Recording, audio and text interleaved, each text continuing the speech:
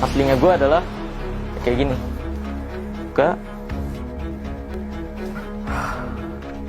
gini. Wah, mungkin katanya mau bahas tentang rambut. Nah, ya udah ya. Jadi rambut gue ini sebenarnya asli wig. Asli wig. Ini karakter sekali lagi yang gue buat khusus agar kamu lebih mudah mengingat tentang ilmu merah atau pesulap merah atau apa yang gue sampaikan gitu. Inilah aslinya gue ketika sehari-hari. Oke. Oh, ini udah kayak pesulap bertopeng mau buka topengnya ya. Yowes. Bentar. Gue buka dulu nih biar santai. Nah,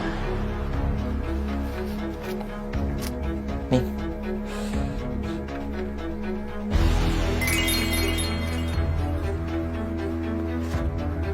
Nah, aslinya gue kayak gini guys. Jadi ya sehari-hari biasanya gini tampilannya. Nih, gue kasih lihat lah tampilan gue kalau lagi nggak kerja keluar rumah kayak gini.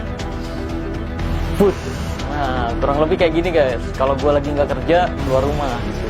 Pakaiannya biasanya kaos, hoodie gitu, sama kacamata dan satu lagi topi.